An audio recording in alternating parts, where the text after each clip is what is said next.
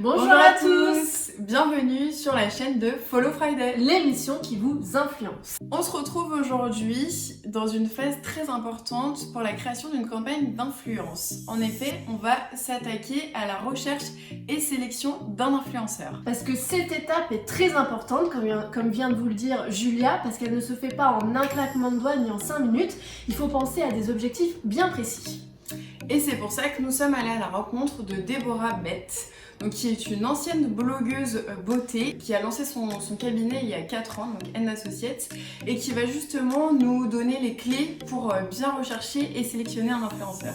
Et dans une seconde partie, nous sommes allés à la rencontre d'une créatrice de contenu qui s'appelle Amelia Ninfea, et elle va nous expliquer qu'est-ce qui l'intéresse quand elle reçoit une proposition de partenariat de la part d'annonceurs, qu'est-ce qui fait qu'elle répond. C'est parti, on vous laisse avec la suite de la vidéo. Bonsoir. Salut les gars. C'est Jojo, Anne Paps. On va parler d'influenceurs. Est-ce que vous connaissez des influenceurs? He blocked me. Pour Déborah, cette étape est primordiale. Pourquoi? Parce qu'il faut avoir des objectifs business bien précis pour faire la sélection de son influenceur. Moi, je suis Déborah Bett, je suis directrice des opérations chez N Associates. Pour moi, cette étape, elle est effectivement importante, mais c'est pas la plus importante. Pour moi, le plus important, c'est définir une bonne stratégie de marketing d'influence en fonction d'objectifs business qu'on a identifiés.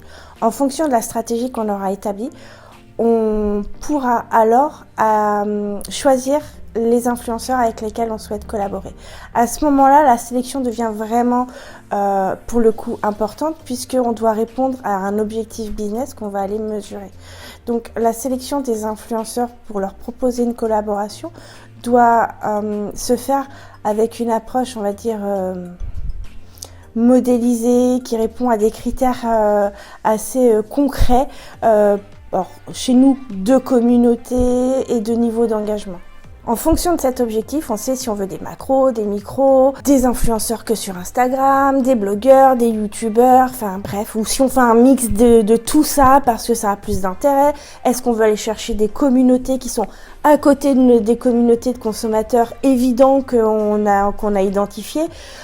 Parfois des influenceurs familiaux qui parlent de produits de cosmétiques, ça marche vachement bien parce que c'est rare dans leurs publications. Pour autant, ça a du sens parce que on se lave dans les familles, quoi. Tout simplement. Donc voilà, c'est la stratégie en amont. L'exécution, c'est très important, mais l'exécution ne veut pas être de qualité si en amont, il n'y a pas une stratégie qui est élaborée. En fonction de l'objectif, on peut choisir, on peut définir quels sont les critères qui vont faire que cet influenceur il est adéquat ou pas. Taille, type de communauté, type de support même, valeurs qu'il défend, que ce soit des valeurs de consommation, que ce soit des valeurs de production ou des valeurs de moi je veux acheter des produits qui sont pas chers et efficaces par exemple, ce qui est une vraie valeur aujourd'hui chez les consommateurs aussi. Et en fonction donc de ces critères qu'on a établis en amont, lors de la mise en place de la stratégie, on va très naturellement comprendre qui sont les influenceurs à qui on peut proposer une collaboration. Pour aller valider qu'un influenceur va bien correspondre à la campagne qui est en train d'être organisée, il faut aller lire ses contenus. Et ça, toutes les plateformes du monde, tous les outils du monde ne permettent pas de le faire.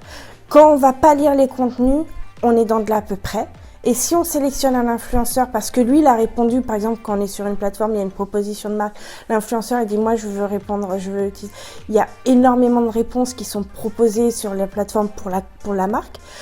Et du coup, c'est très compliqué de faire une vraie sélection. Pour moi, la vraie sélection, c'est, je vais voir le compte sur lequel je veux m'appuyer pour faire la campagne, je vais lire le blog, je vais regarder la chaîne YouTube. Et à partir de là, je vois en plus en termes de personnalité si ça va correspondre à la marque, en termes de communauté, si elle est engagée, si elle n'est pas engagée. Bref, il n'y a que le terrain qui permet de vraiment apporter des réponses qualitatives à ce type de sujet de sélection d'influenceurs. Pour Amelia Ninfea, donc qui est une créatrice de contenu, quand elle répond positivement à un annonceur lors d'une demande de partenariat, ça signifie qu'elle a été bien ciblée. Je m'appelle Amélia, j'ai 31 ans, ça va faire 9 ans que j'ai une société qui s'appelle Nymphéas Factory. Je fais de l'événementiel et notamment de l'événementiel pour des marques qui vont faire des événements pour de l'influence. Après j'ai un studio de créa où je crée des choses qui vont souvent être liées aussi à l'influence et aux réseaux sociaux. Et après je suis influenceuse majoritairement sur Instagram et j'ai un blog.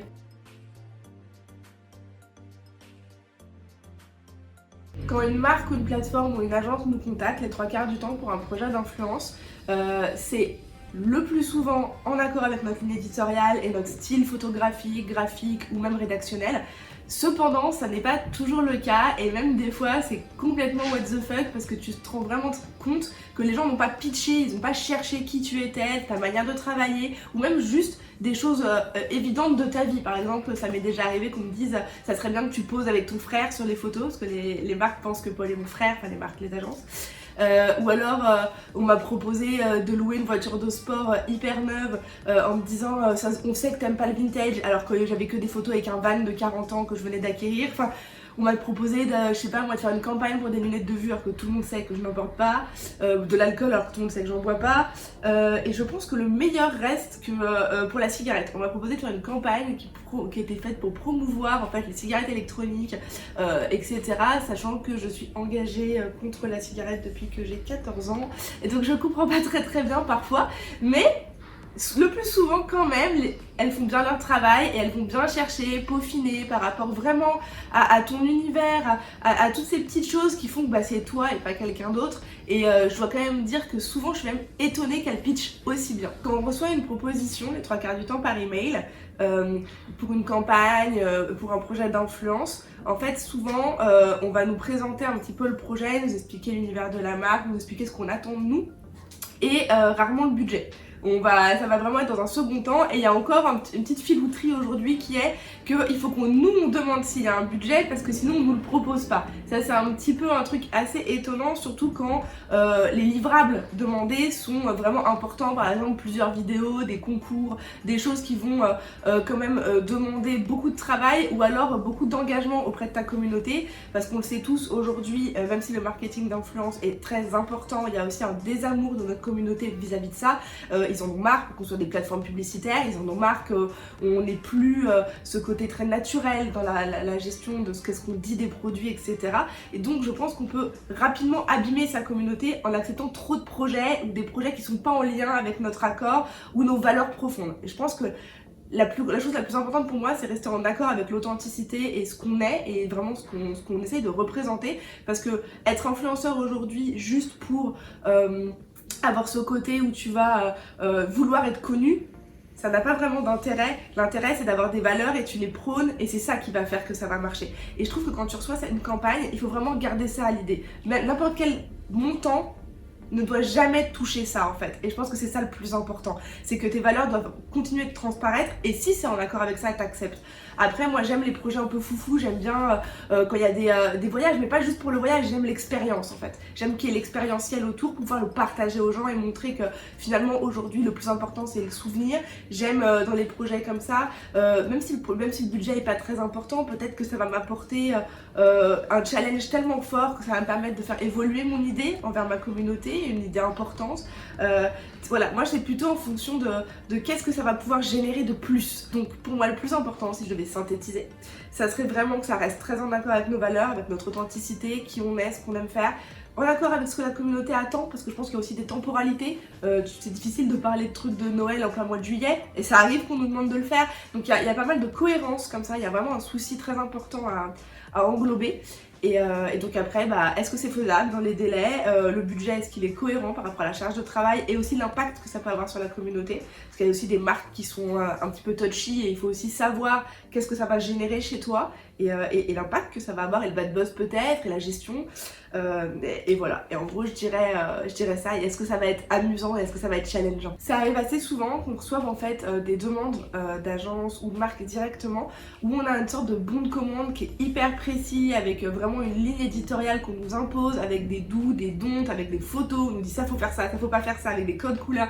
Et au final c'est vrai que tu perds un petit peu ta liberté en tant que créatrice de contenu parce que ta créativité, ton apport finalement créatif, émotionnel que tu vas pouvoir générer via ta création, bah on l'annihile en fait en nous imposant des codes que je comprends parce qu'il faut que la marque quand même ça aille dans son sens, c'est quand même l'intérêt aussi de faire du marketing d'influence, mais on devient clairement un panneau publicitaire où on perd un peu son libre arbitre et j'accepte rarement ce genre de campagne, même si financièrement elles sont souvent intéressantes et donc c'est toujours intéressant de faire prospérer une société grâce à ce type de projet.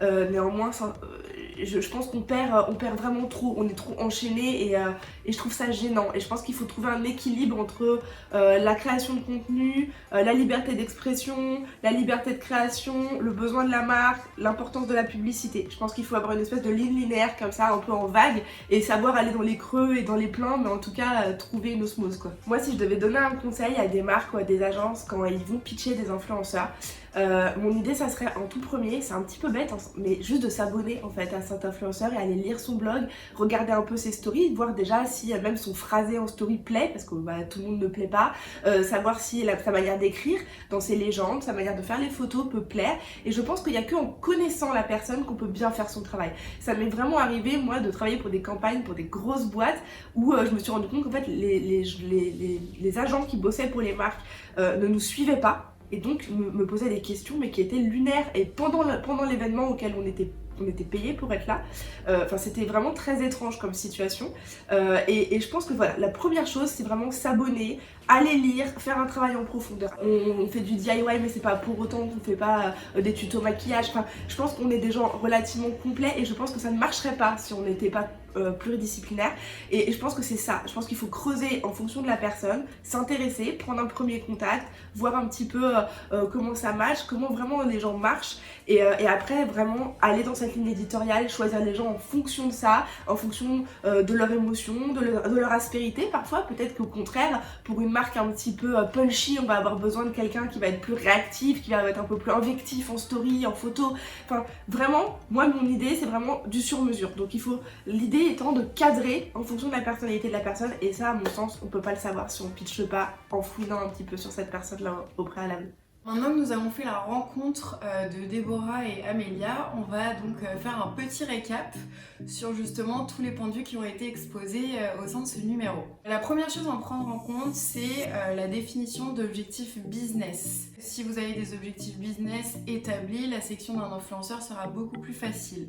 Vous avez également des critères à prendre en compte, comme l'engagement de la communauté, la personnalité de l'influenceur, mais également aussi sa communauté. Du côté d'un créateur de contenu, il va répondre favorablement à une demande de partenariat si cette dernière rentre dans sa ligne éditoriale.